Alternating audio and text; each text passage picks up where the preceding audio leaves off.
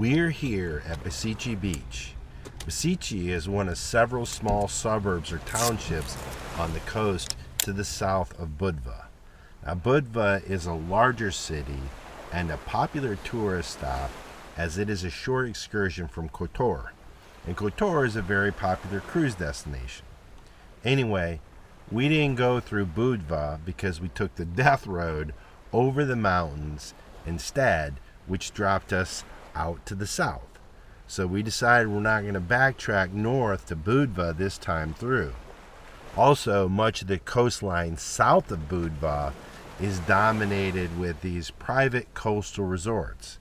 So finding a camp spot can be really difficult. But because this is off season, snow found us this place right here on the sea, and it just made a lot of sense to stay and explore. So here's the history of Basici. In 1935, it won the Grand Prix of Paris as the most beautiful beach in Europe, and is still considered to be one of the finest pebble beaches in all of Europe. It was the choice of the Rolling Stones, Madonna, as well as Brad Pitt and Angela Jolie during their stays in Montenegro.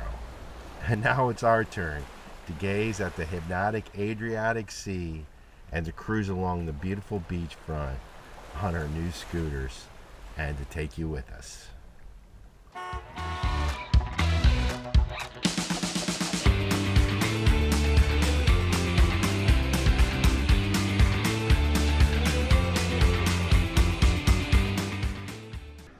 Good morning, everyone. We are absolutely loving Montenegro. This coastline is beautiful, and the mountains are too. But we broke out the little scooters today, and we're going to take a little ride around this little ocean village and see what's going on. Beautiful day. The sun is shining. It's probably in the upper to mid 60s. Short sleeves, probably one of the best days we've had since we've been here. But we've got a beautiful park spot we found on Park for Night. And so we've been here already a couple nights. We're leaving today, but we wanted to, well, explore the area before we go. We're leaving beach campsite number 1 here on the Montenegro coast. We were here a couple of nights. It was a free spot. In season, you probably wouldn't be able to park here, and if you did, you would probably have to pay. This is definitely the pay public parking lot for that giant beach that we stayed on. But during the winter, it's free, and it worked out perfect. And we had a nice little ride on our scooters this morning. This is a beautiful coastal area with an amazing blue-colored water with these multicolored rocks. And the water's so clear you can see the rocks on the beach and in the water. And lots of little restaurants through here, and a very active community. A lot of people walking up and down the Malecon here along the beach. Just a really nice place. But we are southbound. We need to find a grocery store. We're low on food, and then we're headed to our next campsite. So we're doing some beach hopping in Montenegro. And I gotta tell you, Montenegro is surprising the heck out of me. I had no idea it was such an amazing, friendly, welcoming, and beautiful country. It is moving day. My friend Tim said if we want to avoid the wintry cold as much as possible, just hug the coast as you head south. And that's what we've been doing, and that's what we're doing today. We have about a 30-minute drive along this Adriatic coastline to our next camp spot. A couple quick points. Montenegro has some of the oldest olive trees in the world. Our camp spot's supposed to be near the coast and under the olives and gets amazing reviews. And before this video ends, we are exploring inland to Montenegro's most famous lake and home to a wide variety of birds, Lake Shkodra. But first, let's check out this Bulharka beach.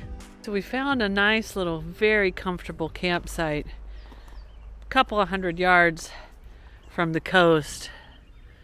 Nice, really warm showers, really kind owners here that run this place. We had to get some errands done. As you can see, there's some of our laundry. and catch up on some editing. And it's also time to get our taxes done before the IRS man starts to get mad at us. But look at these giant, old, beautiful olive trees that we're camping under. The trunks of these things are just so cool. They look kind of, I don't know, wicked with the holes in them, but they are fascinating. There are little birds all in these trees, and of course that makes our kitty cats very, very happy. But there's also some campsite kitties that live here, and as we're walking around with Vanna and G, I think they definitely smell them. But this has been a comfortable, very cozy little camp to get some work done. I think we're going to get this kitty walk over and then maybe take you guys down to see the beach.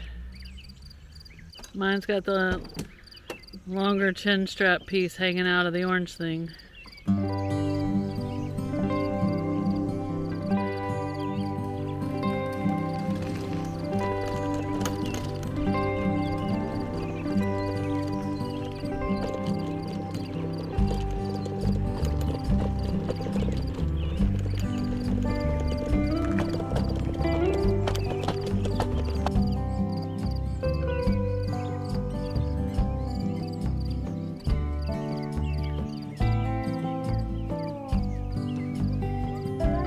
Let's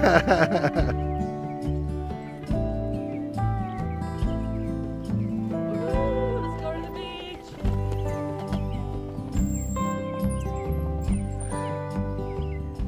So we've made it the short scooter ride down to the beach, and it's surrounded by these mountains that plunge out into the ocean. And of course it's winter, so everything is closed. But there's this little shack here. I'm sure it's some sort of bar or food shack. And it says La Boca, which wouldn't really mean that much, except for as you wrap around the corner, you see the traditional blue and white Argentina flag. Now what's unusual is we're in Montenegro, thousands of miles away from Argentina.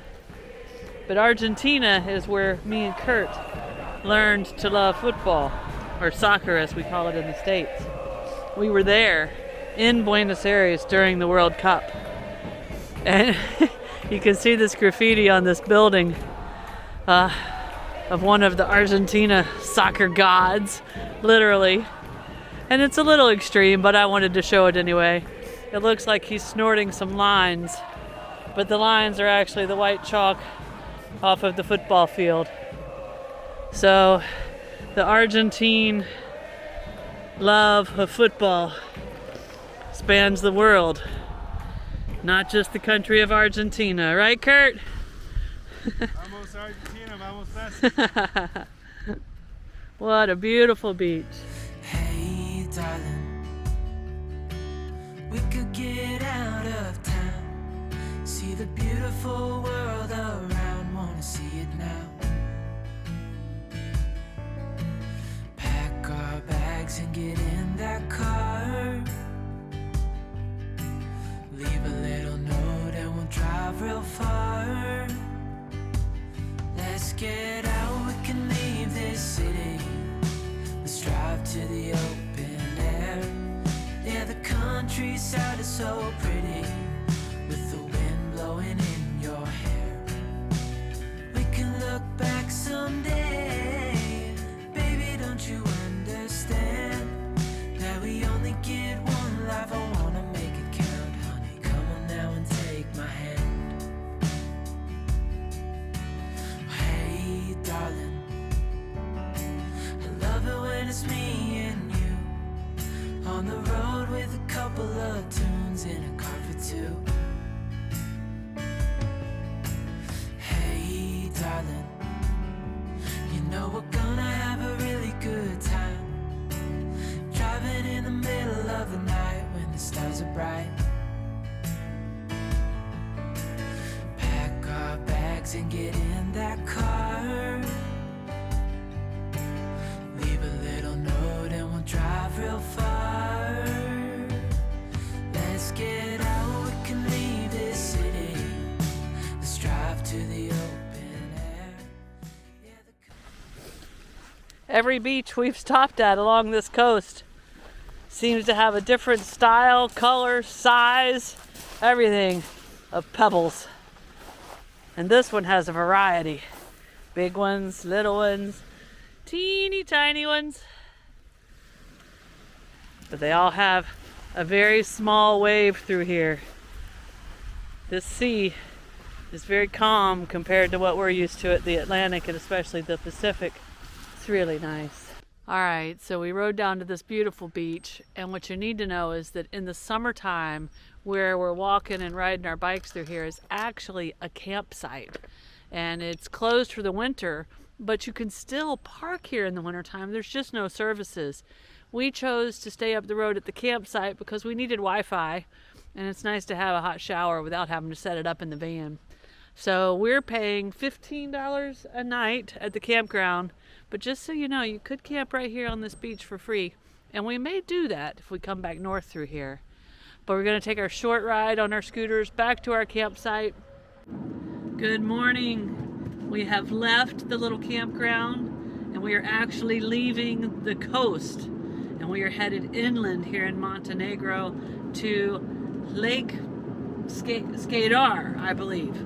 And that means we're driving through some mountains. We just went through a giant tunnel. We had to pay a toll of 10 euros, but it is a short drive.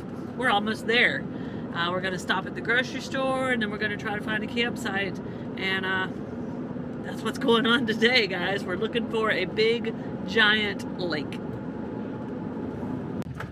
So as we pulled into where we were trying to park for the grocery store, there was a parking attendant.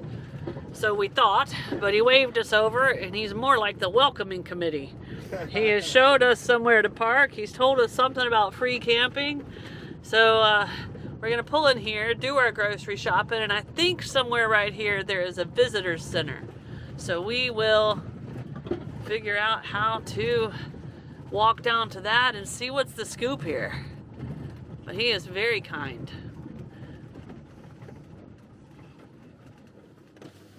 We're just gonna go in here and get some groceries. Yeah, but sorry, only maybe that you check this information point that you understand. Where are you and possibility for your activity? Yeah. Your choice. Is there boats? Yes. now. Now we have one small group. Please do not lose time. You are in the right time. Okay. So all of that happened really, really fast.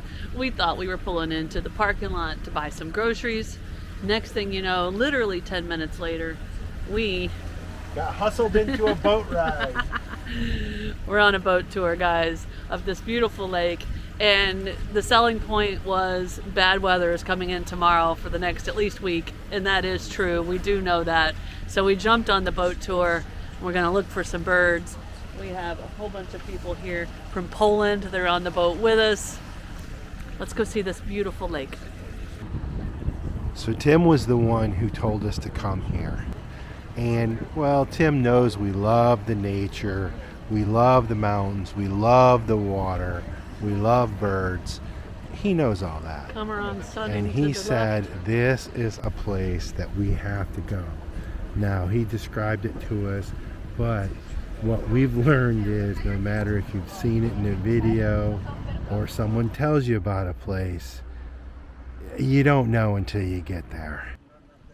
Lake Shkodra is a vast freshwater lake straddling the borders of Montenegro and Albania and surrounded by the dramatic karst mountains. Now, Montenegro is home to the larger portion of the lake, and its mirrored waters, rocky shores, and wetlands play host to a ton of wildlife, with more than 260 species of birds calling this lake home, including the rare Dalmatian pelican and the pygmy cormorant. You will also find storks, herons, egrets, ibises, and falcons and eagles scouring the shores for a tasty snack.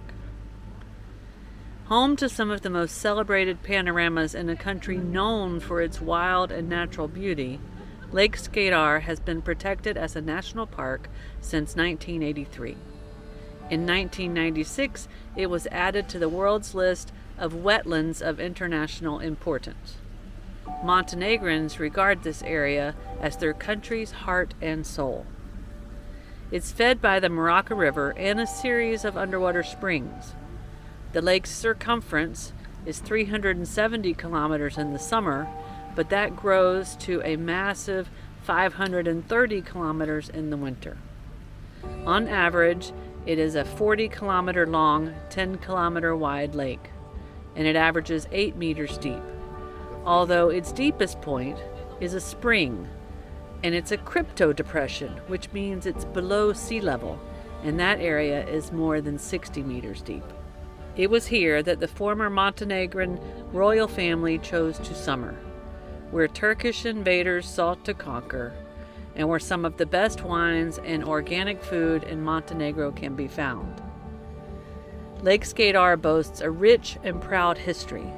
It is part of the ancient Slav kingdom of Zeta. The Turks invaded in the 13th century, and for 5 centuries after that, this area was a total battleground, which means you can find many historic fortresses in this region. During World War II, it was time for Lake Shkodra to make history again, as Virpazar provided the scene of the first partisan uprising in Montenegro. A monument here in town pays tribute to their bravery. Yes, I think it's so beautiful, really. Sea and mountains, and I love because our countryside is so beautiful. Yes. Okay. We will What? definitely be there. So I recommend it. What is the best place in Poland? The number one best place? Oh, yes, our Montenegro, it's seal. Seals. Oh, we love seals, yes. Yes, we have this in Poland. All right, guys, our boat tour is almost over, and we're getting some good tips for when we go to Poland from our boat tour friends here.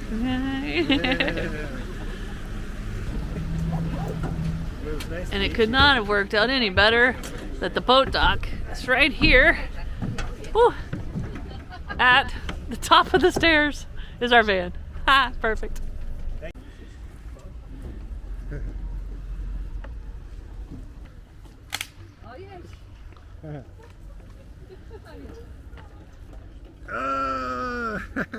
I'm going the way she went. All right, we're dodging the mud here. Woohoo! All right, guys, that couldn't have worked out any better. The boat dock is literally right where our van is parked. It was a beautiful tour, lots of birds, lots of beautiful views, nice company. Now we'll get back to our originally scheduled plan of going to the grocery store. So we've decided to camp right here in this nice little small town where we were welcomed so eagerly. Right by this boat. Right by this boat, right by where we loaded for our boat tour earlier. There's our grocery store where we picked up some groceries. We just had lunch in the van. One-stop shop. One-stop shop. One-stop shop. And it even comes with free breakfast in the morning at the little restaurant across the street. So we're gonna go stroll through this town and see what we can find. So in the summertime in this little town, I bet the boat tour industry is booming, because there's even people going out here in the wintertime. Hello.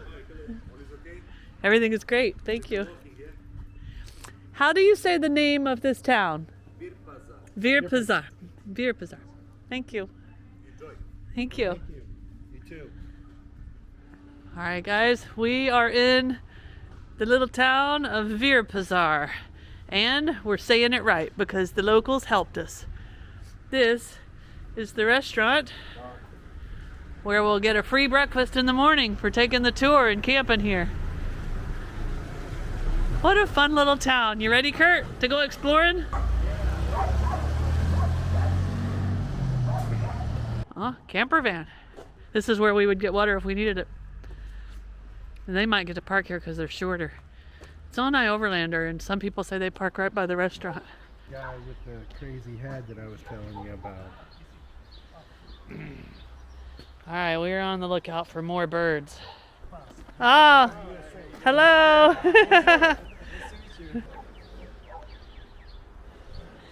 I seem to make friends all over the place down here in Montenegro. Got a kitty friend.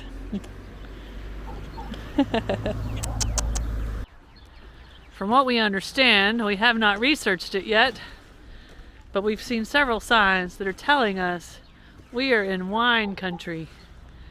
And little grapes there next to the town names. I don't know if they're town names or wineries. Some sort of a cool monument here. Yep, World War II monument.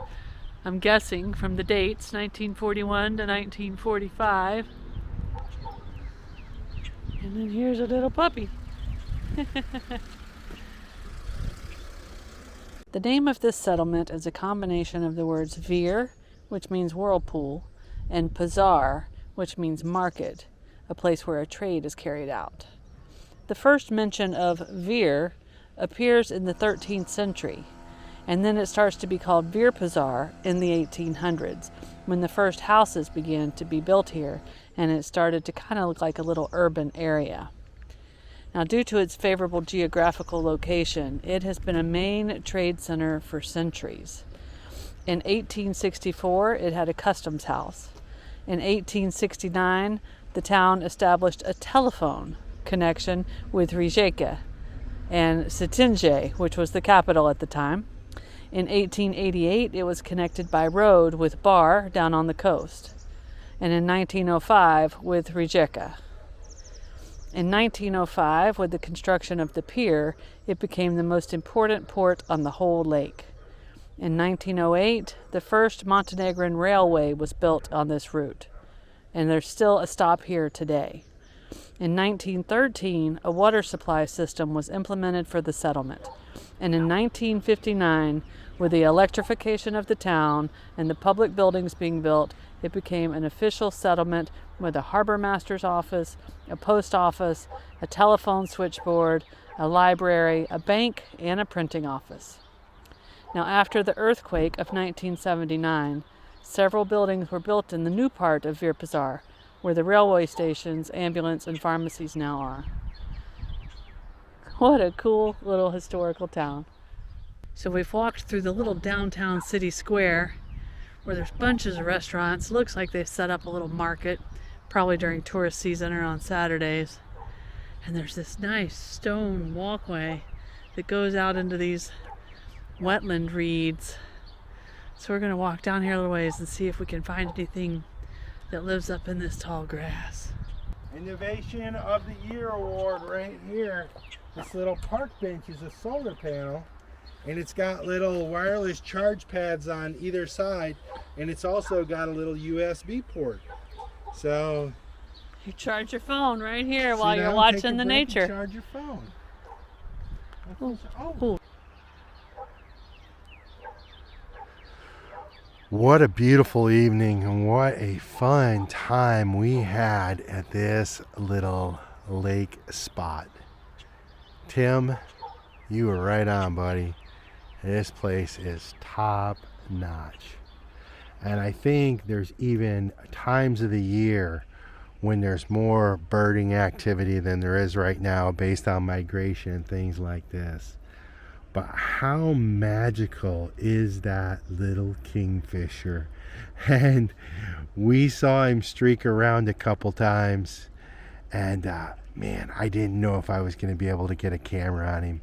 And then right there at the end, it happened. And even right now as I'm speaking, if you notice that bird that flew across there, I don't have my big camera, but that's in kingfisher right there as I'm doing this vlog. And if you look at his back has a turquoise blue stripe right down the middle, and then the top of his wings are turquoise, and his underbelly is that bright rust color, and with the pointy beak. And we've tracked kingfisher birds all over the world, really, and this by far is the most striking kingfisher bird I've ever seen. He's kind of small, a little bigger than a pygmy kingfisher, but certainly not even close to the bigger ones. But it is a gorgeous bird. If you like this video, Be sure to subscribe to our channel and hit that notification bell so you guys know when we put out new videos. And don't forget, you can always follow us over on Instagram to see what's going on in between videos. Cheers, guys!